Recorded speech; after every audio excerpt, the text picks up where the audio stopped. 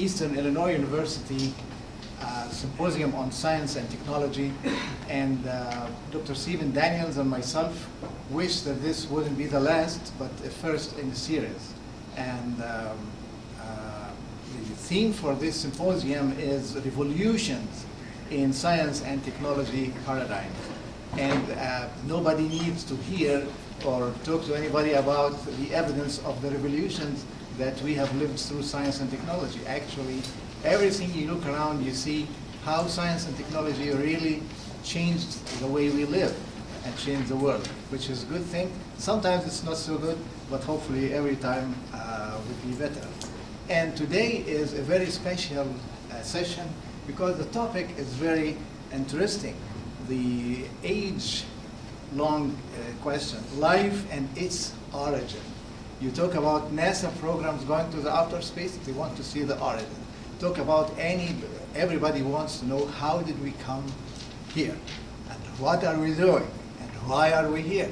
Where are we going? All these questions are crucial to our life. If we don't ask these questions, we don't get answers, and we don't really live life to its fullest. Today, life and its origin, not of this earth, out of this world, in other words. And we couldn't find a better speaker to give us this topic other than my friend, Dr. John Stimac. Thank you very much. Thank you. Not much ado, please join me in greeting our speaker. Thank you very much.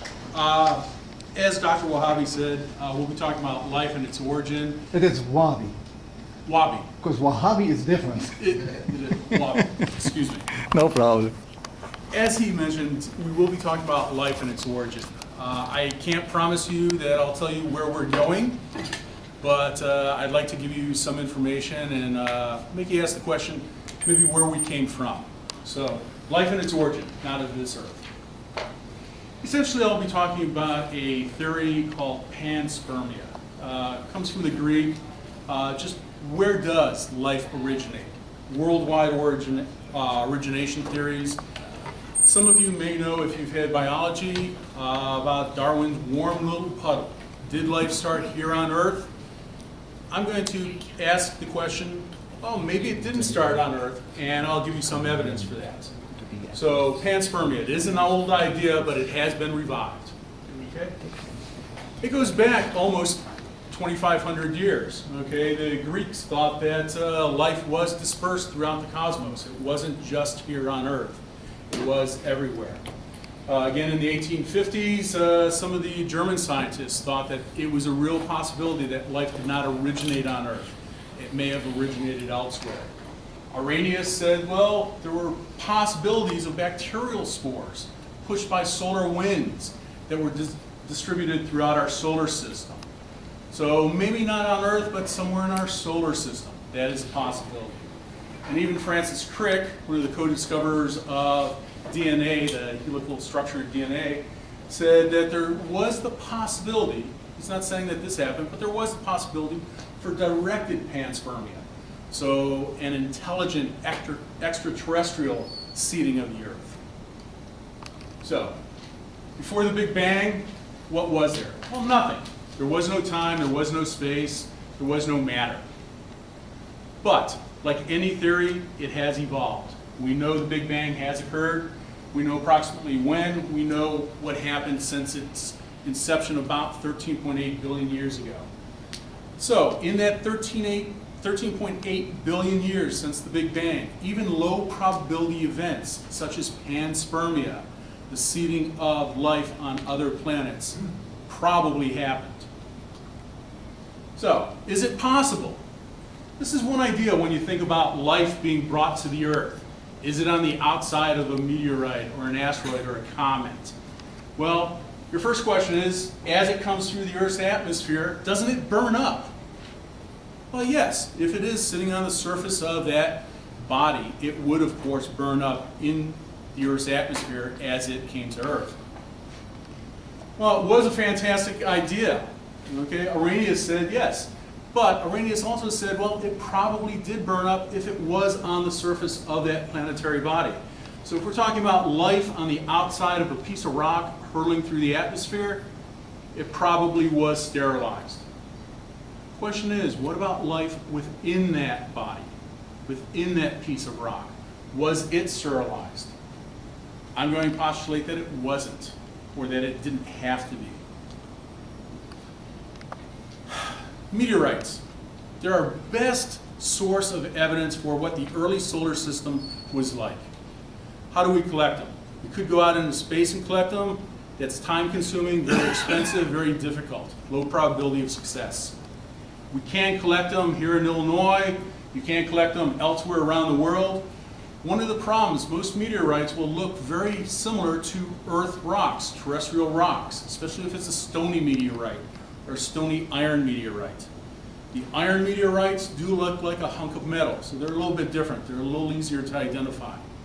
However, if we do go to certain environments, for example, the Antarctic, meteorites that land in Antarctica do look very much different than the snow and ice that's there already. What's interesting about those is we can have a glacier, meteorite is going to strike the glacier, be preserved in the ice, and maybe it's only one per 10 years or 20 years or 50 years.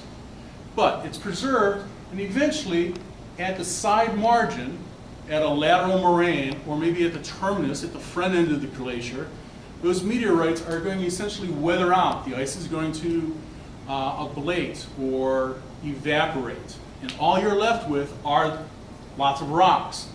Those rocks are going to be very easy to identify whether or not it is terrestrial or extraterrestrial in nature. So a lot of scientists that are interested in meteorics will go down to Antarctica to collect. Essentially, you collect on what's known as blue ice, and you collect everything that looks like a rock. Bring it back to your lab. Some you can immediately identify as being not of the Earth. Some are terrestrial, however. It's those that are not of this Earth that we're going to be interested in. Specifically, one very specific example. Here's an example of one that has gone through the Earth's atmosphere. Let me tell you about it. This is the Elephant Moraine Martian meteorite. Okay? Elephant Moraine is just the name for the location where it was discovered. Okay? The moraine is that lateral edge to a glacier. So it was picked up on the lateral edge. It is a meteorite. Just from observation, just general inspection, you can see this black area on it. It's what's known as a fusion crust. So this is the crust that formed as it came through the Earth's atmosphere. It melted the exterior of the rock just a little. Okay? We also know through chemical analysis, this is a Martian meteorite. This is a piece of Mars on the Earth. Okay? Well, how did it get here? Asteroids, comets, meteors bombarding Mars would blow off pieces of Mars. Some of those eventually will go into orbit, go back down to Mars, or some may go into orbit and come into the inner solar system. Well, Mars is further out from the sun than the Earth is. So energy-wise, from an energy perspective, it's easy for a rock to go from Mars to Earth. It's easy for a rock to go from the Earth to Venus. Okay? It's much more difficult for a rock to go from Venus to Earth. You need to give it additional energy. So the rock essentially falls to Earth from Mars. Okay? We also know this is a Martian meteorite because if we look at it, it belongs to one of what are known as three classes of Martian meteorites. They fall into three groups. We know it's Martian because if you look at, this is just log particles per cubic centimeter. The rock will preserve gases within its vesicles, within small holes or vesicles within the rock. The rock will preserve gases from its formation state. So if we analyze those, compare that to the Martian atmosphere, and we actually have samples from the Martian atmosphere thanks to the Viking samplers back in the 70s, and compare that to the glass in the meteorite. The glass is just a quenched or a really quickly frozen piece of the melted rock. You can see there's a one-to-one match. So these particular meteorites, these SNC, that stands for one of the three basic classes of Martian meteorites, these SNC meteorites we know positively came from Mars, but they're on the Earth. Okay? So we know we have Martian meteorites on the Earth. This is the meteorite that has raised so many questions. This comes from the Allen Hills, hence the prefix ALH, Allen Hills. It was collected in 1984, designation 84. And it happened to be the first one that was collected in 1984 from the Allen Hills. This is sometimes known as a rogue meteorite. Rogue because it is falling outside of some of our commonly accepted theories of meteorites, especially the Martian meteorites. It's not that impressive when you look at it. It does have a fusion crust on it. Okay. This looks generally like most other meteorites. This is what's known as a cumulate or a semi-cumulate. So it was deep within a planetary body at one point. A large event, say an impact, shattered it, threw it out into space. Eventually it fell through the Earth's atmosphere and landed in Antarctica. Brief history about it. Okay, first of all, it is an igneous rock, specifically an orthoperoxenite. Ortho just means that the pyroxene crystals, the iron magnesium crystals in it, accumulated or settled out of a large magma chamber. So it was a relatively large planetary body that this rock originated from. It's about 4.5 billion years old, 4.5 giga-annum. Okay, 4.5 billion years old. It is the oldest rock that we know of. That's either from the moon or from Earth. We know somewhere between 4 and 4.5 billion years ago, there was some type of catastrophic impact, some type of shock. This shock shattered it.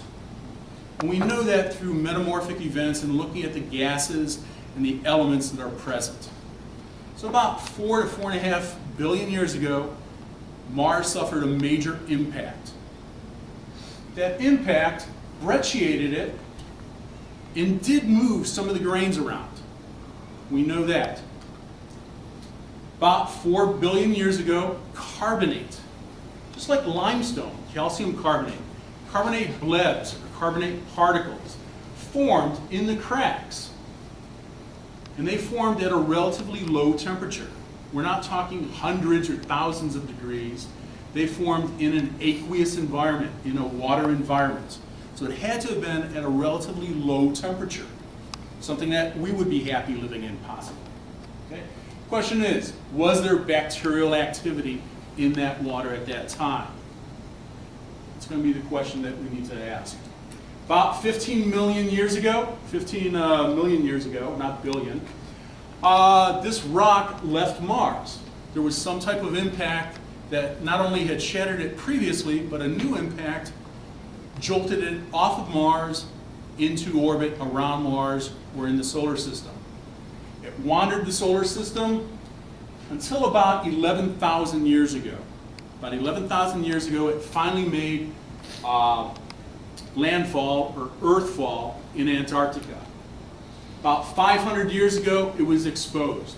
We know some of these dates because we can look at cosmogenic isotopes, isotopes such as beryllium or boron, see how long it has been exposed to the surface rather than covered. Okay? So these dates are fairly well constrained. So that's the geologic history of the rock. Okay? What people have done, primarily Joe Kirschfink at Caltech and some of his workers at Vanderbilt, they've built a very, very sensitive superconducting quantum interference device. It's just called a SQUID, superconducting quantum interference device. It's a very, very sensitive magnetic instrument. It'll measure a magnetic field that is very tiny, okay, very weak. So I use it in my work when I look at certain types of rocks. I use this magnetometer. They use it on this Martian meteorite, this Allen Hills meteorite. Okay. This one is at Vanderbilt. Caltech also has one patterned after this. Okay. Its sensitivity is about 10,000 times more sensitive than the Earth's magnetic field is strong. So it can measure extremely weak magnetic fields. One of the problems with an instrument that measures extremely weak magnetic fields is you had better use it in a room that has essentially zero field in it.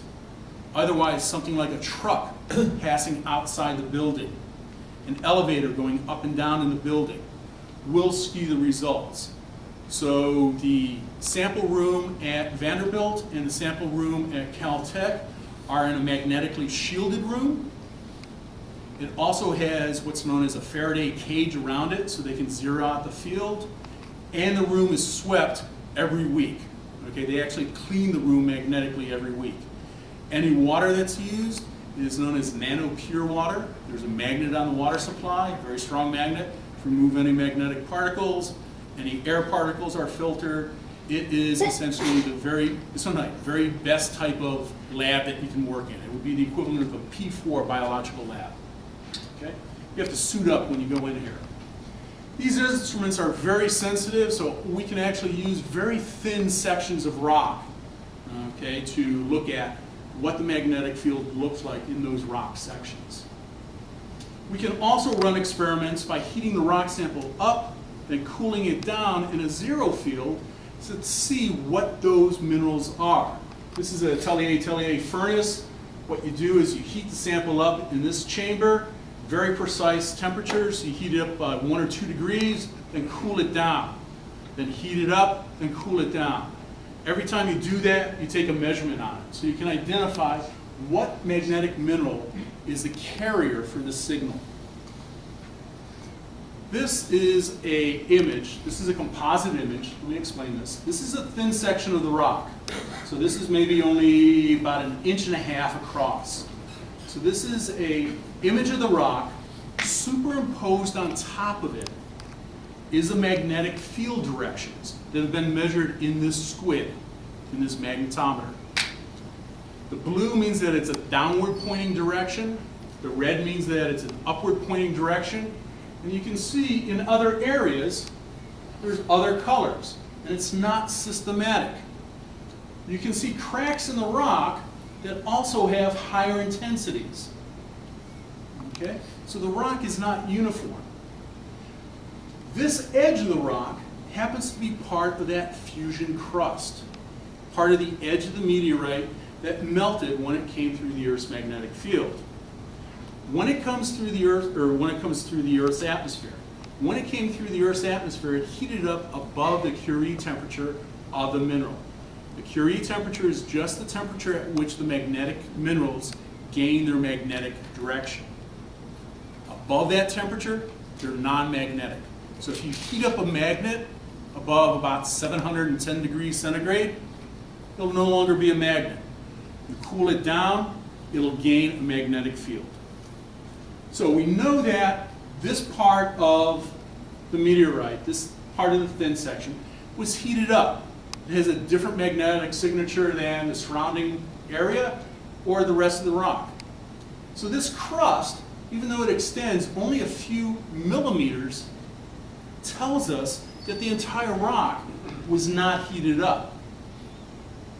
We also know that if a meteorite is recovered very shortly after it makes Earthfall, so if it's an observed meteor impact, okay, very often there'll be a frost on the meteor. That's because the interior is still at the temperature of deep space, close to absolute zero. Okay? It's only the outer crust that heats up. That means that somewhere in between, there was a temperature, that Goldilocks zone, if you will, that could support life as we know it. Okay? Also, life on the interior, if it had been life as we know it, could have been frozen and preserved. So we know something about the temperature that these rocks have experienced.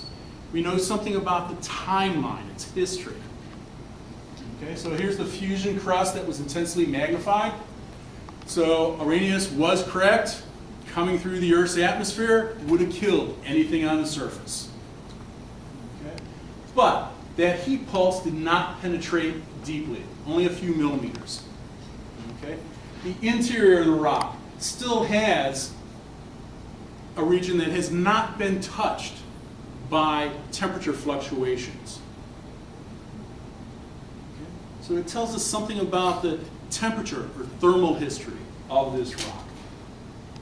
This is just looking at the thin section again, just two cross sections, right here and right there. And what they've done here is they've looked at this at two different temperatures, again in zero magnetic field. One is 25 degrees centigrade, one is 40 degrees centigrade. So in this Tellier furnace, what they did was they heated it up to 25, cooled it down, and then measured the magnetic signature. They did that a couple more times. This is at the 40 degree temperature. And you can see differences in terms of the strength or the coercivity, the strength of the magnetic minerals there. So you can see that there's a variety of minerals that preserve the magnetic signature of this rock. This is just going in from the edge, okay? And this is the magnetic strength, okay, in terms of nanotesla. This is at room temperature. Okay, this is a natural remnant magnetization, this black line. This is what it is at 40. This is what it is at 200. So you can see that there is a constraint, if you will, on what the upper temperature of this entire rock could have gotten to as it came through the Earth's atmosphere. The upper temperature only got to 40 degrees centigrade. That's not that hot. Temperatures on Earth get hotter than that in the Middle East in the summertime. So life as we know could have survived on the interior of this meteorite. It didn't get that hot. Okay? So almost all microorganisms, seeds, spores can survive those temperatures. We know this heterogeneous magnetization dates back to at least 4 billion years. We know that based on looking at the blocking temperature of the argon gas and the magnetization. So we know this has been stable for that long. We also know through other experiments, this is a European Space Agency long duration, long-term exposure facility. This is the sample chamber right here. They would open this up every once in a while. This was out there for, I think it was 11 years. They would open that up to space, to the temperature of space, to the vacuum of space, to direct sunlight, so the ultraviolet radiation and other radiation. They would open it up and then close it. It finally came back to Earth. They sampled it. There were still viable spores, still viable organisms on this experiment. So we know for at least 11 years, Earth organisms, certain Earth organisms, can survive in space. So, summary of part one, okay? Temperature got no hotter than 40 degrees centigrade. We know that lots of Martian rocks actually make landfall or earthfall with the Earth every year. It's estimated that about every 100,000 years you get one large piece. You get about a ton of material every year. That ton of material is usually in the form of dust particles, things like that. Large rocks, like the Allen Hills rocks, maybe once every 100,000 years. So it does happen on a continual basis. We also know that bacterial spores can survive in space. So you don't have to have oxygen or water present. They can survive. That's based on that European Space Agency long-term duration experiment. Okay? And they can survive large-scale accelerations or G-forces. Okay? Humans can't experience or can't survive large-scale G-forces. Bacteria can. So, possibility of transfer of life between Mars and Earth is a likely event, considering we're talking 4.5 billion years. So the origin of life, Darwin's warm little pond, may not be the only answer to where life originated. It could have been on a cold little puddle on Mars. Okay, so let's talk about the early environment of Mars. If you look at the magnetic field between Earth and Mars, there are some similarities and some differences. Okay? Again, a lot of this work was done at Caltech in Dr. Joe Kirschving's lab. Joe is a biologist, he's a paleomagnetist. He is, in some ways, what you might call a Renaissance scientist. He's into a lot of different areas of science. He and his wife have done a lot of work in cancer research, looking at magnetotactic bacteria.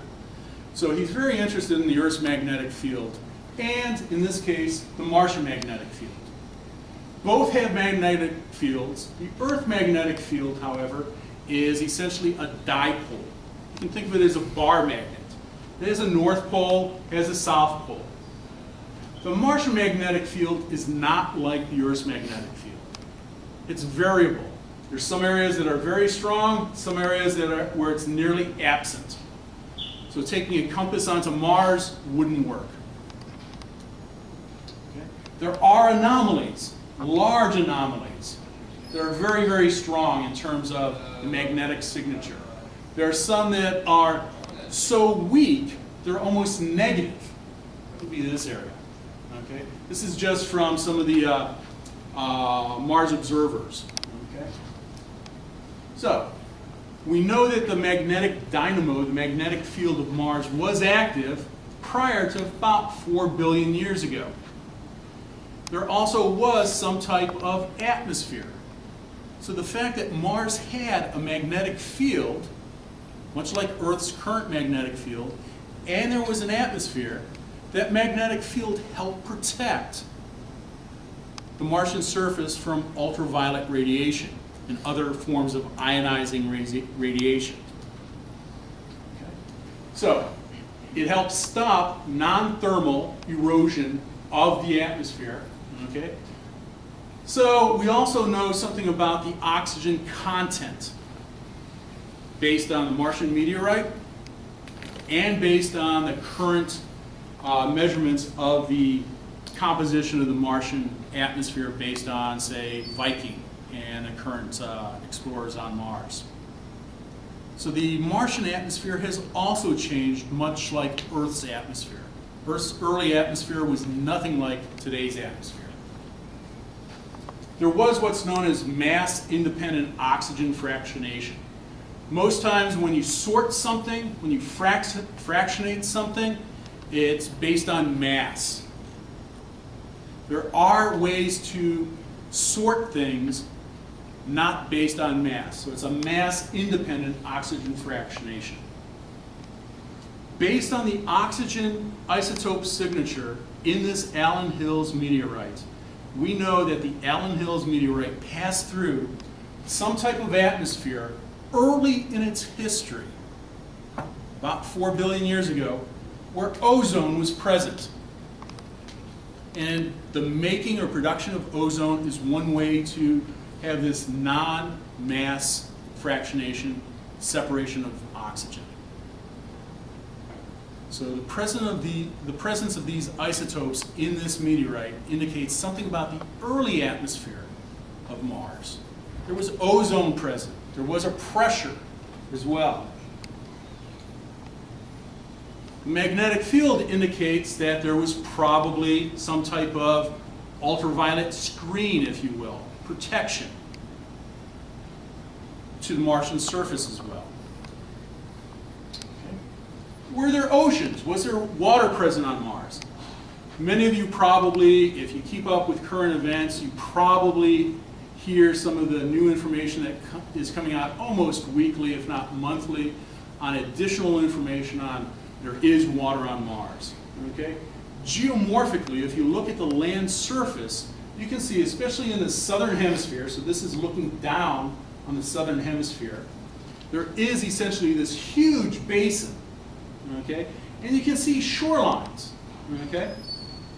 Here, this is a oblique perspective, okay, of one of these, and this is the artist's conception of where that zero surface or a zero surface would be.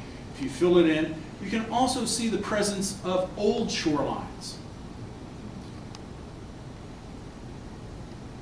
If you ever head out west to some of the lakes, the pluvial lakes of, say, Utah, Nevada, California, Oregon, Idaho, you can see these old shorelines. They're very easy to identify because of wave action, water action. Right there for a long period produces a shore, and then the water level drops and produces a new shoreline.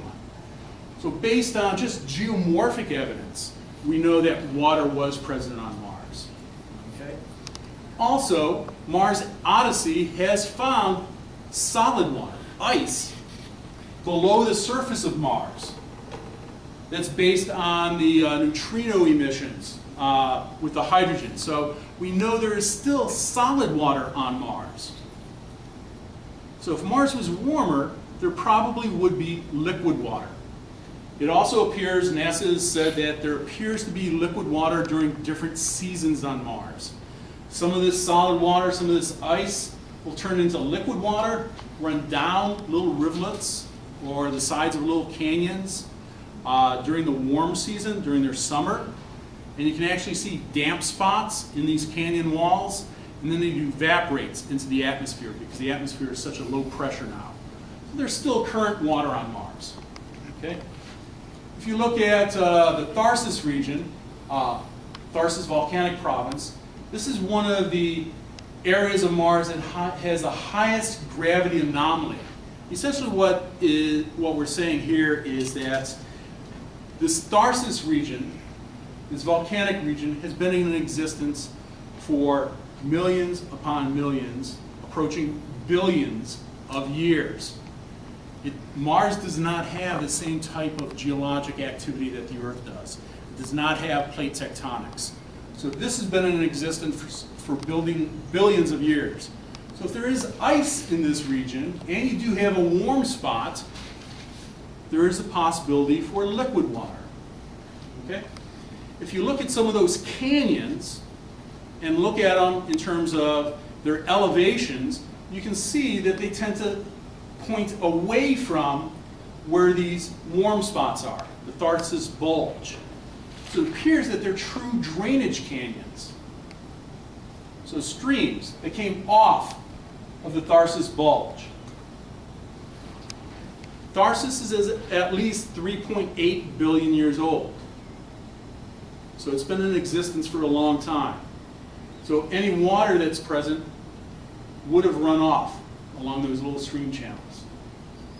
During that time period, this is known as the Nokian age, okay?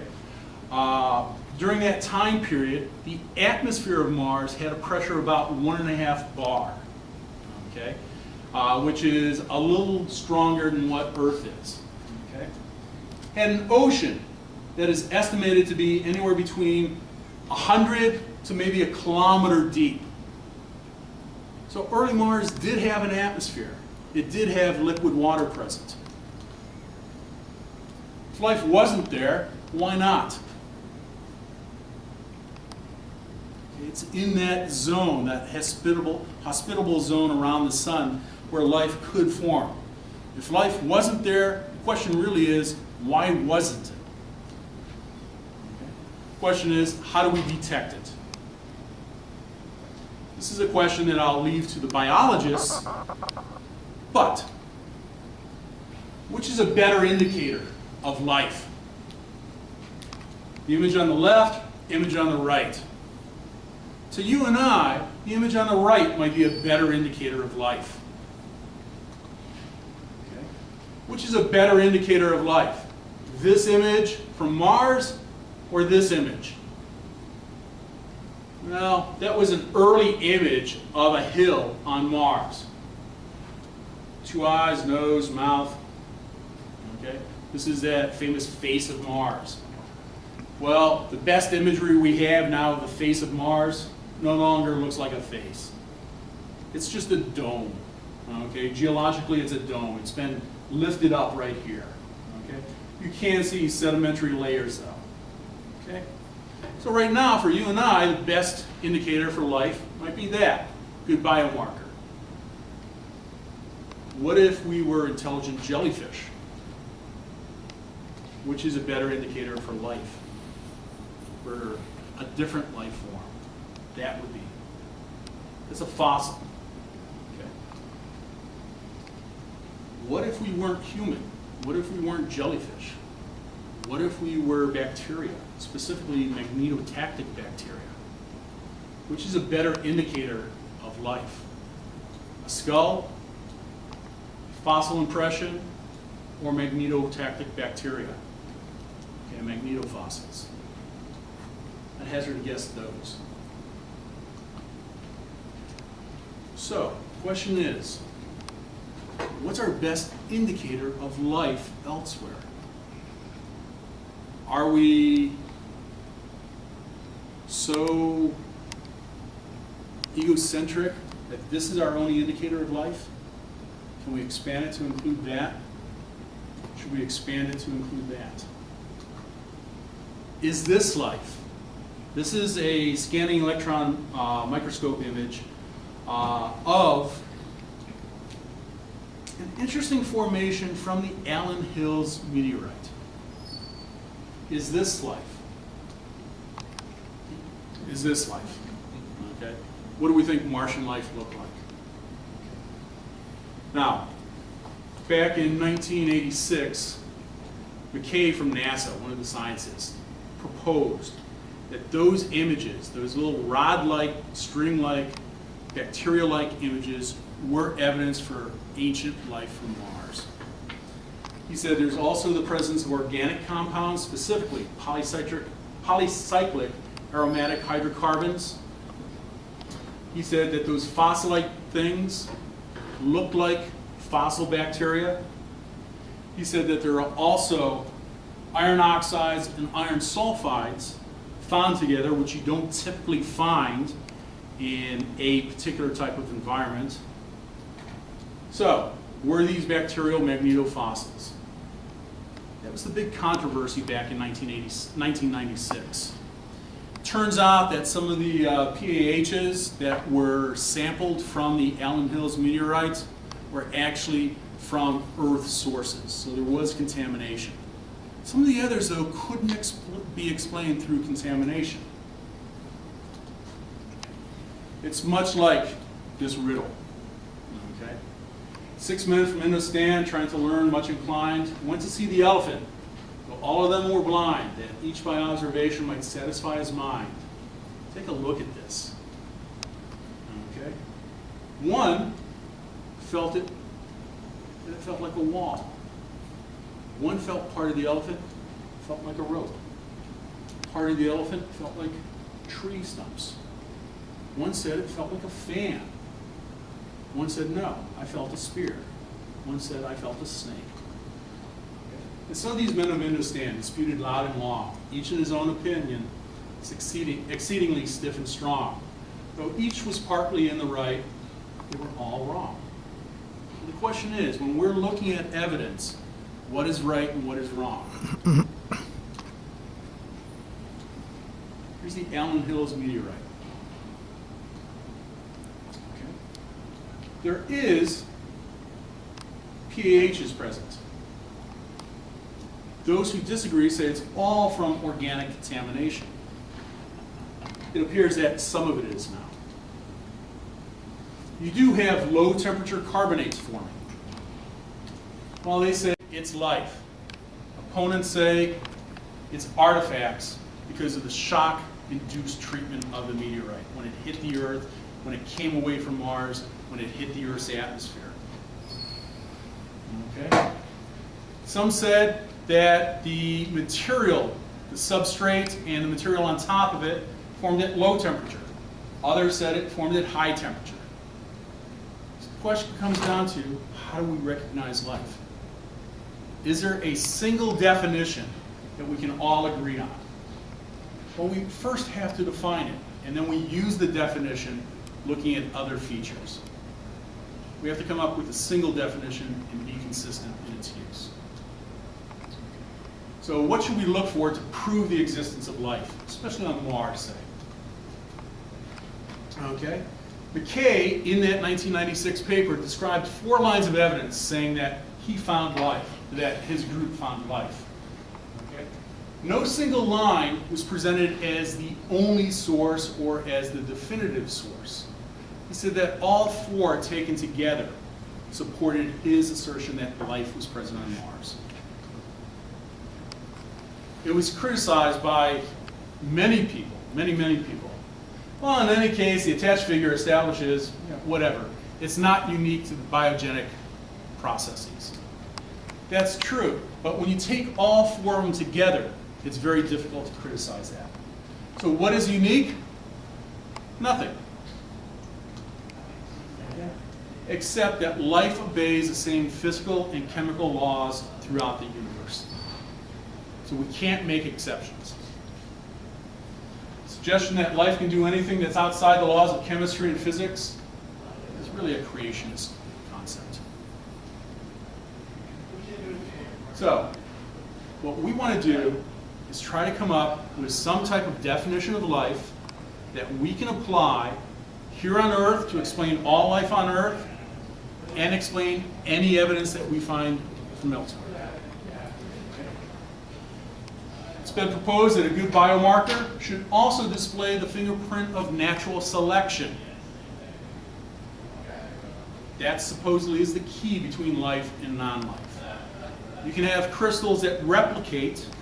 Is it life? No. Okay.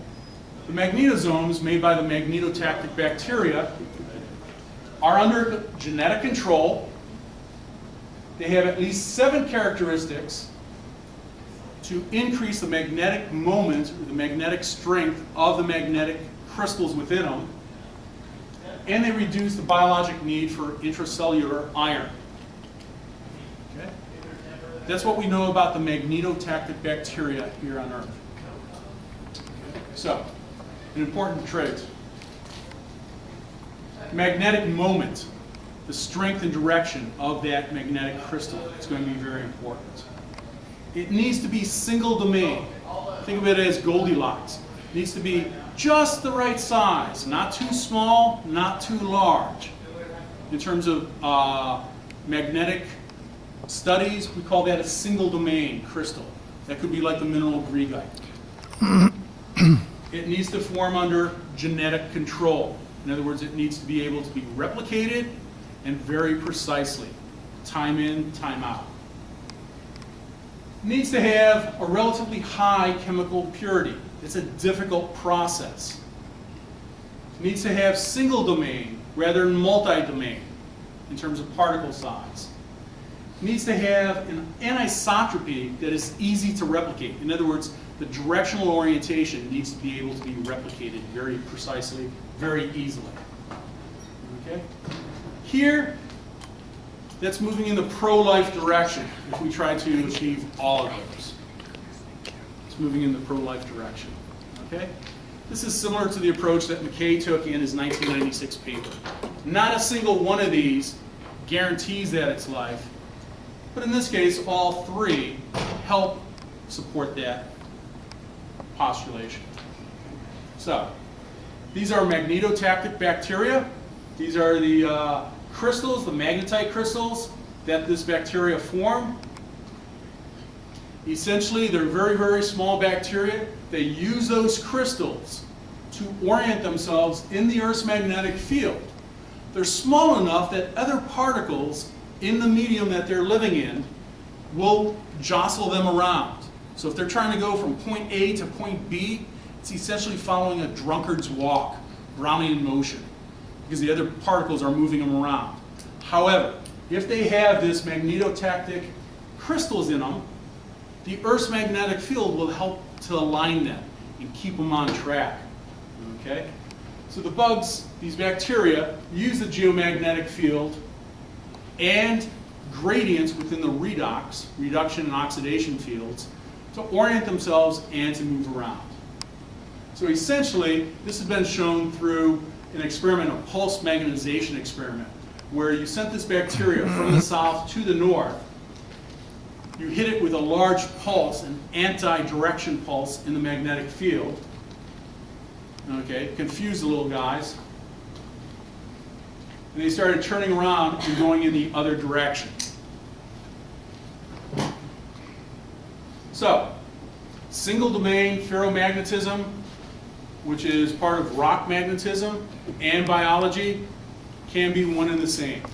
Biological organisms can use magnetic minerals to navigate and for directional control. These are images of them. Okay, these were actually taken from current magnetotactic bacteria. Okay, this is a TEM imagery, transmission electron microscopy imagery of them. These are just the crystal faces. So you can see they form very nice crystals. These crystals are pretty much equant. They're about the same size in all directions, but they are magnetite. Okay?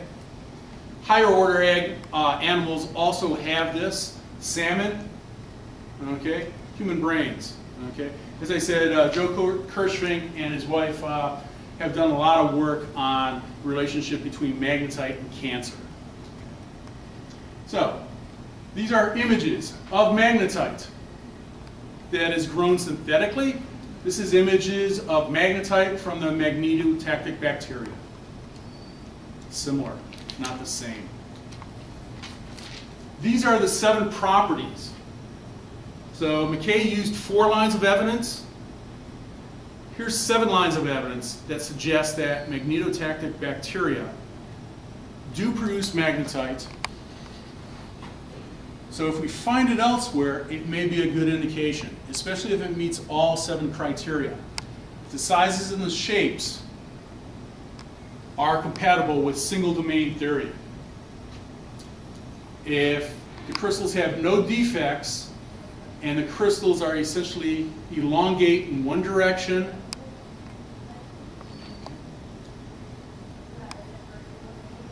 sorry for the typo, if the magnetization direction is in one orientation, the 111 axis, the crystallographic axis. That means that the organism has put energy into magnetizing that direction as opposed to a random direction in the crystal. If the ends of the crystals are truncated, a natural termination in the end of the crystal is actually going to create some problems. Okay?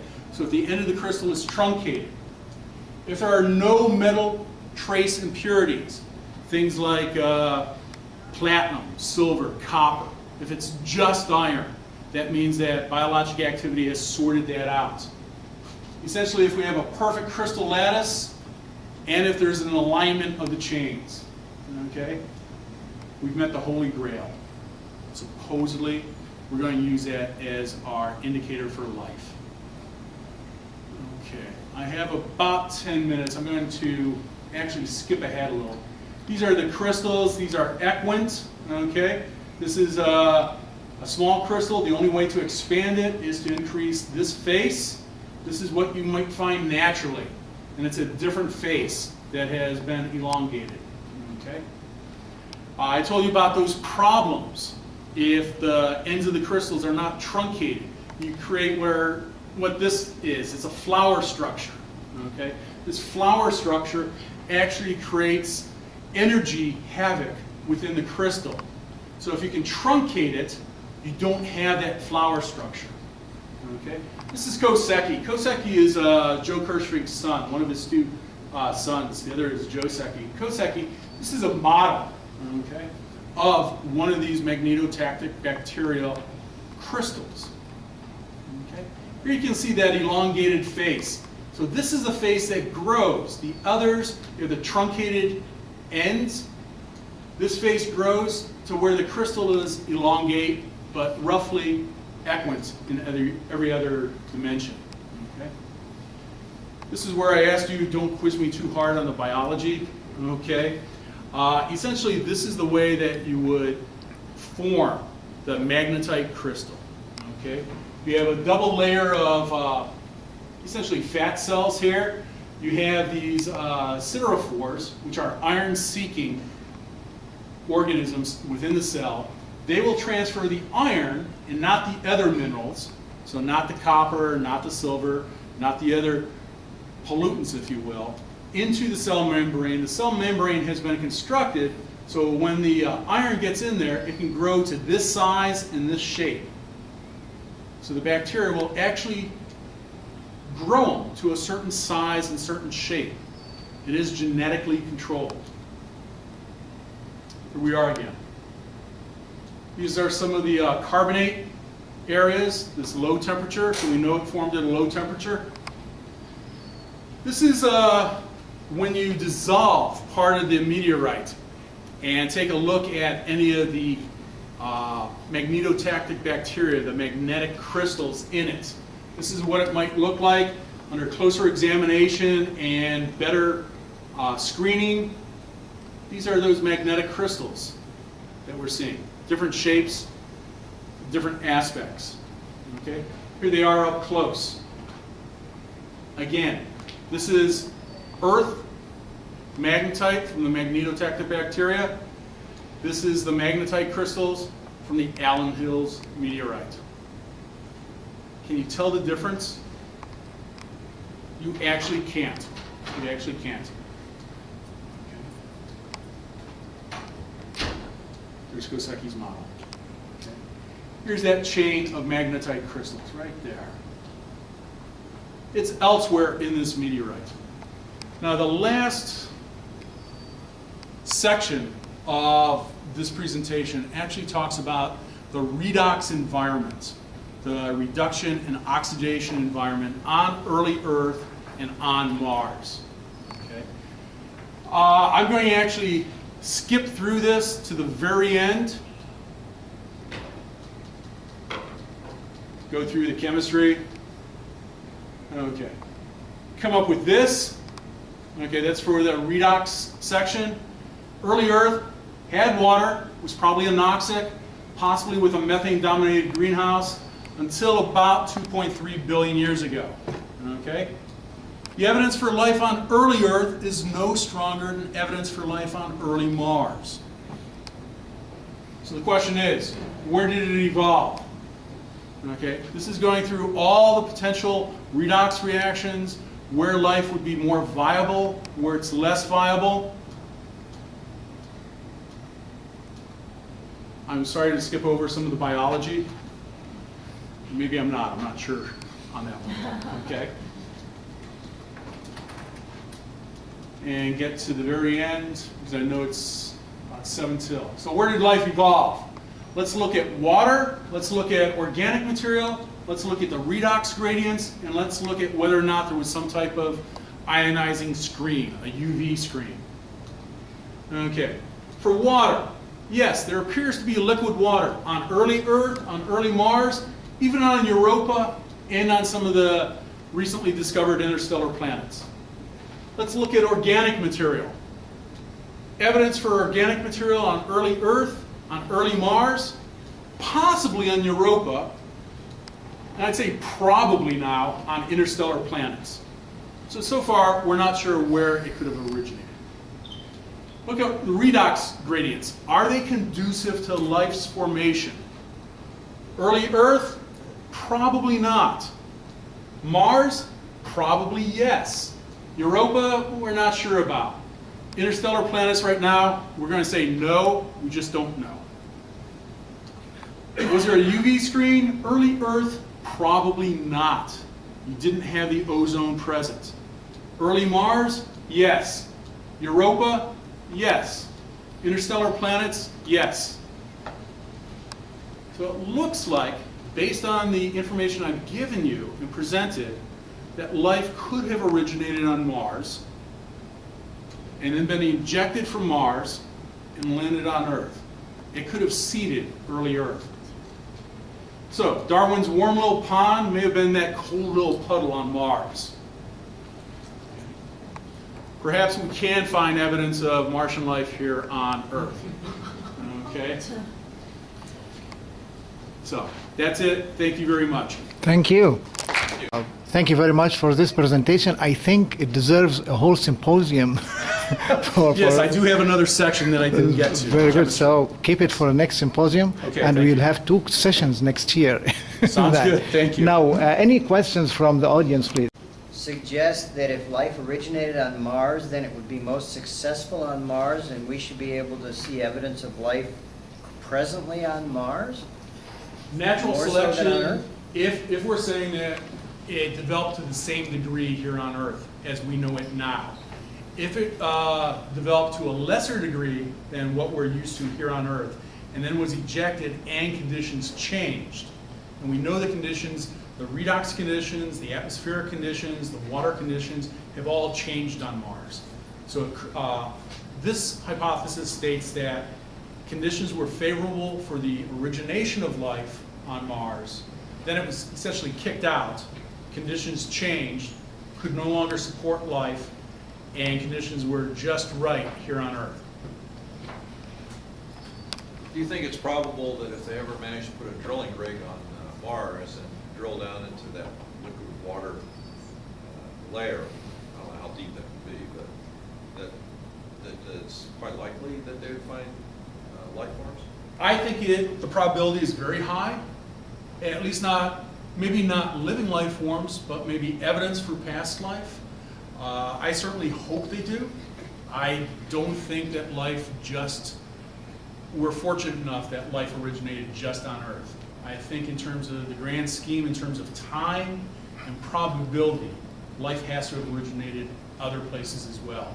They're now thinking about landing a explorer on Europa and drilling through the ice cap there to the liquid water, because they believe that some of the water, when it comes up through the cracks in the ice cap on Europa, does have organic material in it based on the color of the water that's coming up. So there is that possibility as well. So that's why Europa was put up there. Now, I have 2 or 3 or 5 or 10 questions. So I'll email you these questions and Please. add it to the website. But for quick questions, there is a book or something, some work, artwork, literary work that says men came from Mars and women came from Venus. And I didn't see any Venuses here. No. I think that's more of a cultural, sociological argument. And so I'm that- not going to touch that Okay. as a sociologist. Okay, so we'll stop there. Another thing that's really, or seriously, I think about is why is it that God is excluded from the discussion altogether by some argument that says it's non-scientific, and you hinted about this would be creationist in such a way. I mean, I'm not here to say that God of the Bible is a creator or say whatever, but what I see on the table, there are 3 big theories on the table, and we as scientists, I say scientists not because we are big scientists, but we are trying to understand science. Basic rule of the science is not to exclude anything, to put everything. I did not exclude No, God. I don't say here. I'm talking about the general table, not today. But I'll just try to phrase my question in a few words. There is a theory that says that everything happened by chance and natural selection and just made itself by itself over billions and millions of years and so forth. There is the other side that says the God of the Bible is the creator of. In between, there is the intelligent design that says not necessarily the God of the Bible or any God of the gods that we have 700 billion religions in the world, everybody claims that their God is the creator of something. So we're not here to say that. But one scientific question, is it more scientific to say that all these marvelous systems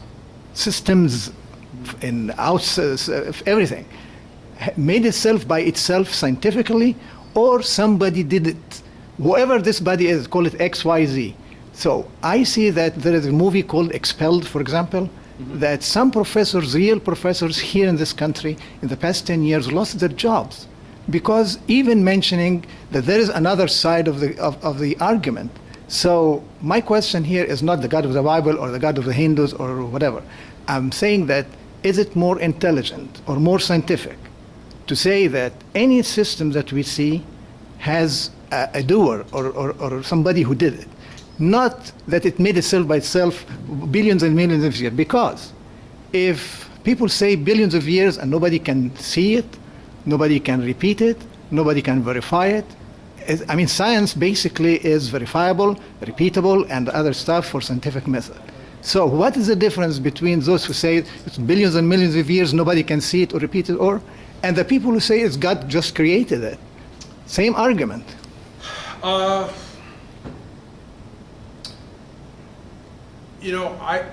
honestly have not given that much thought. Very well. I consider myself a scientist. I want to see it, or I want to see laws that will predict it or explain something.